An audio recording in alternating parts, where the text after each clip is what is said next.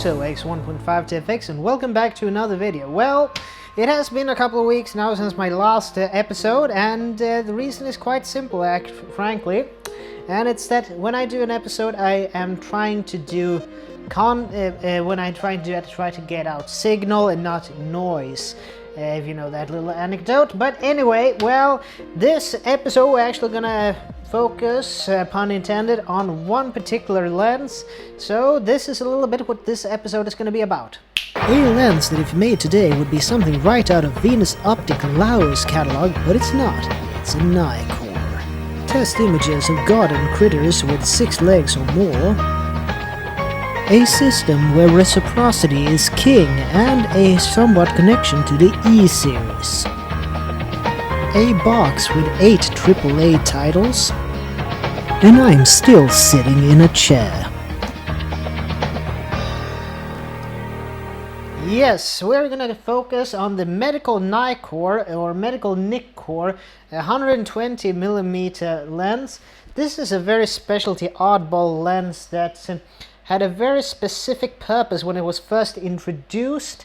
And keep in mind, this is actually the second generation. If you remember a few years back, I think it was 2018, 2019, where I actually did a video about the Medical-Nikkor 200mm f5.6. And I used the Nikon FA with that one, and it was a film photography session. But now when I have an FX camera, I thought it was a good idea to use this one. I've had this in its box, which my copy is unfortunately a little bit worse for wear. But anyway, I thought I would go through it a little bit of a backstory, because this one has a very fascinating backstory.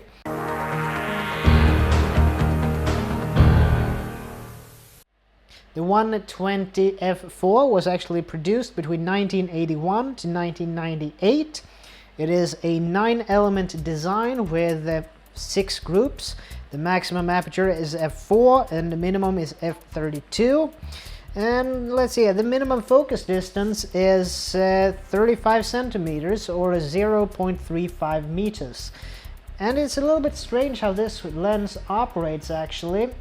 It actually has, see if we can see it, actually has set intervals, and it is a internal focusing and aperture mechanism. The way this lens operates is basically that you have a collar on the back, which is not for aperture directly. It is actually to set the ISO or ASA of the film, because this was a 35mm film era lens from Nikon/Nikkor.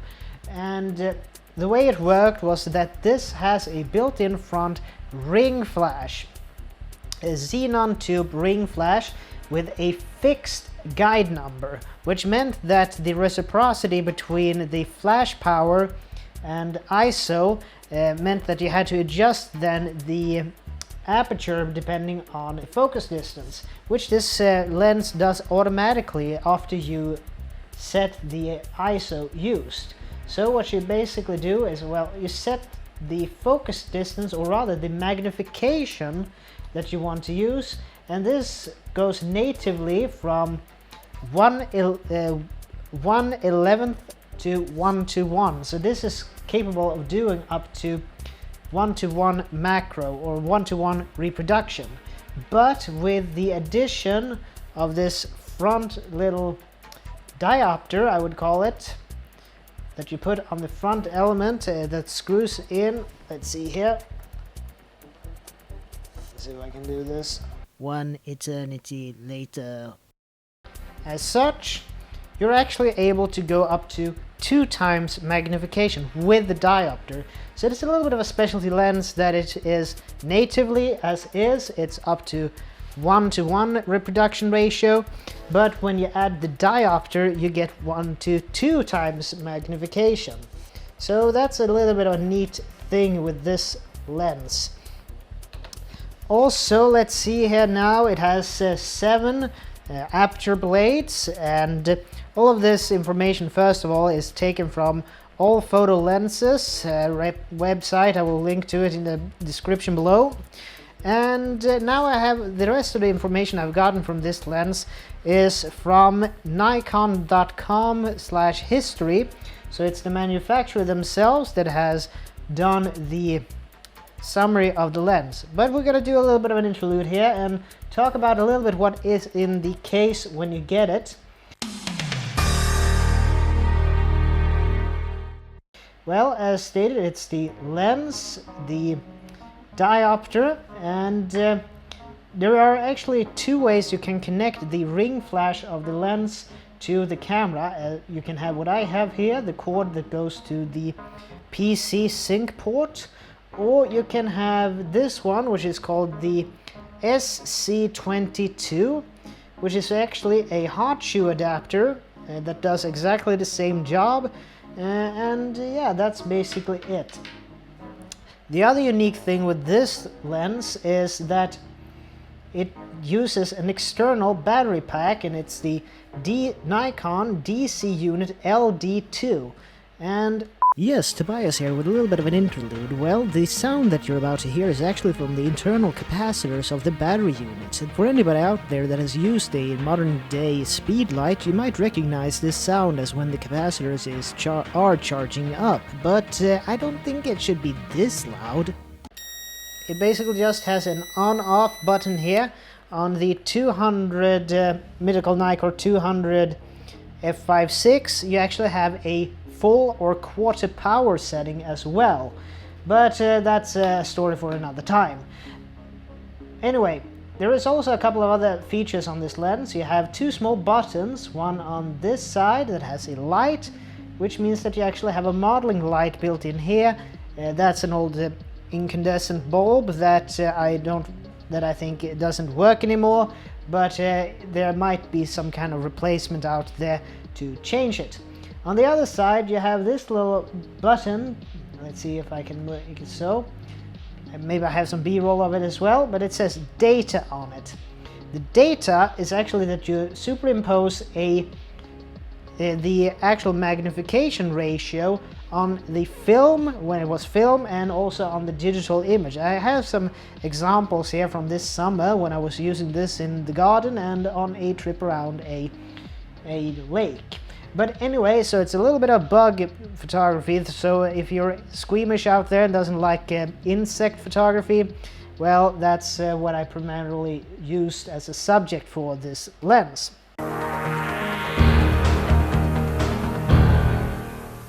Strange thing then is that it has this focusing ring, but what you actually do two things.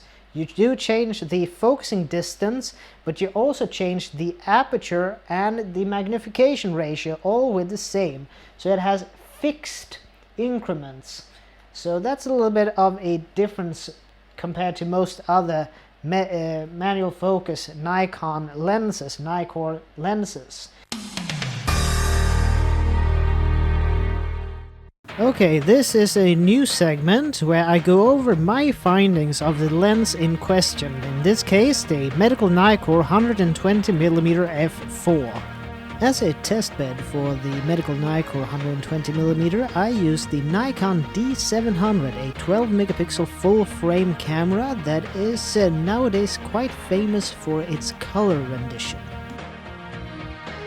First and foremost, ease of use. Well, with the set focal and magnification rates on this lens, it is a breeze. The only thing that you have to keep in mind is that you focus with your feet. For fast glass, it scores good, and that is because f4 natively in ambient light is maybe not the fastest lens out there, but then again, the built-in ring flash kind of eliminates that problem altogether, but that's electronics that is prone to maybe be a little bit dodgy, so it gets a good rating. Over to versatility. Well, this is a one-trick pony if I ever saw one. The lack of a infinity focus ability and that this is a purebred macro close-up lens makes this a non-versatile lens and gives unfortunately a bad rating. Over to the optics now, and yes, it's a made-in-Japan lens with Japanese optics quality and a low element count to boot, which gives this a firm rating of excellent, because there's few lenses in my experience that can measure up to this one, at least for this vintage, so a excellent. Durability, well, this lens is a late 70s, early 80s design, so it is almost a 40-year-old, or it's an over 40-year-old lens that is still going strong and will probably surpass me in durability, so there is nothing else to say but excellent. X factor, that's certain something that makes a lens or a piece of camera gear interesting to own and operate, and even almost as a collector's item.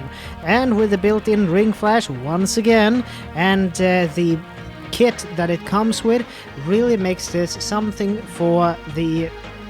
to be behold. So another excellent. Current eBay prices, well, at the time of this recording, the Medical-Nikkor 120mm f4 can be had in its entirety for about 90 to 280 euros on eBay, and those are some average prices. The majority would be imports from Japan, but there are a few cases where you can find them in the rest of Europe and the United States or North America as well. As an investment, well, once again, because this is such a specialty item, well, maybe some collectors would like to put this on their mantelpiece, but as an investment in itself, as a older Nikon Nikkor camera lens that has the electronics and so on, that might be needing some TLC at these ages, that might not be the best lens as an investment to make money out of in the long run, but there is no doubt in my mind that this is an interesting and brilliant lens to use on a modern day DSLR, mirrorless, or even crop sensor camera. So all in all, this is the average that I came up with, and it's based on my own experiences and use of the lens. So I would really want to hear your thoughts about this in the comment section below.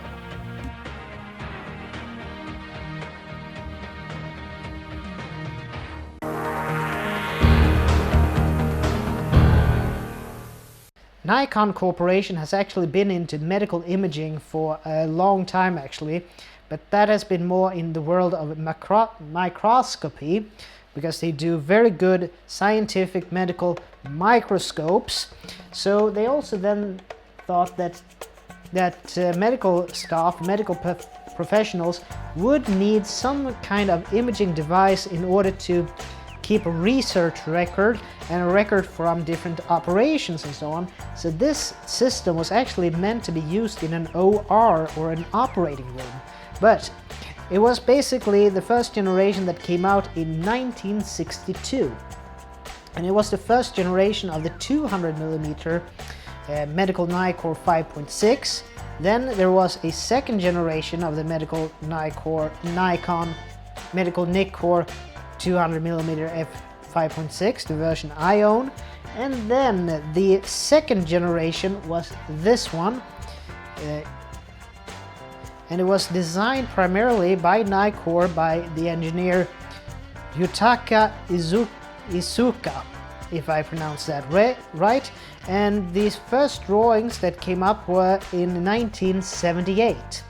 And originally this lens was supposed to be a 105mm lens, but for various reasons they changed it to a 120mm, which was a kind of an obscure focal length at the time, but the reason for going with a 120mm was basically that it would give the optimal working distance. Why optimal working distance? Well, first of all, this lens was going to be in the hand of non-professional photographers, but in professional medical personnel. So if this was supposed to be used in an OR, or operating room, the photographer had to be at a safe distance from the patient operated upon, so that the surgeon wouldn't be interrupted. So that's why this has actually a fairly long focal or rather focusing distance at each magnification. So if you want a macro lens that you actually go fairly far away from your subject at any given magnification, this is actually a very good contender. So basically at the closest, at 1:1 macro magnification, the focusing distance is 35 centimeters. And for instance, some other ones that can be good to know is 1/2 scale, if we're going to do it like so, is 1 meter and 30 centimeters, or rather 47, that's feet. It's 47 centimeters, so almost half a meter. 1/3 is 60 centimeters, and let's see here now, 1/8 is 1.2 meters or 120 centimeters. So that's kind of an interesting feature of this lens. So that's a little bit of why it was made for medical professionals. So yeah, let's see more what we can find out, what I found out. Well, the as stated max reproduction ratio natively is 1:1, and with the diopter it will be a 2:1 magnification ratio or reproduction ratio.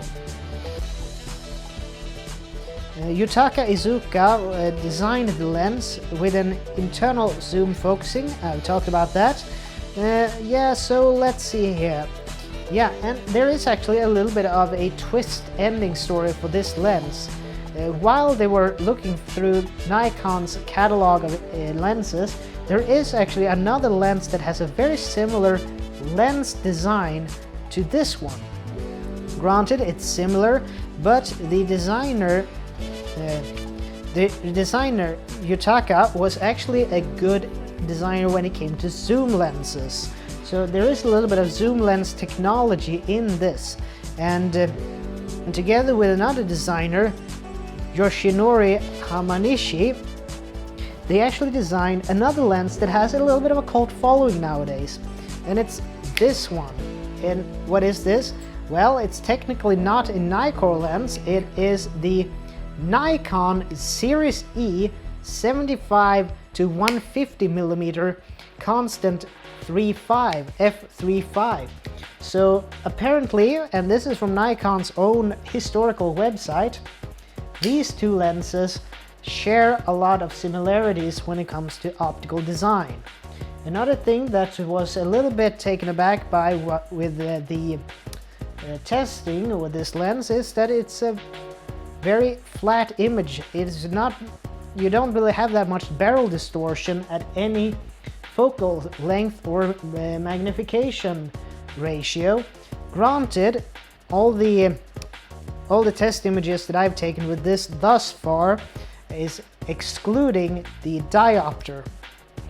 So it is a maximum of 1:1 macro. So I would like to now basically leave this over to a little bit of my trip around a lake and the images I took of some insects in a greenhouse and in the garden. So yeah, and yeah, as always, this is Tobias Bergström from T.B.Photo X1.5 to FX. I'd like to see you guys in the next video. And as always, please like, share, comment, and subscribe, and I'll see you in the next video. So take care from now on. Bye.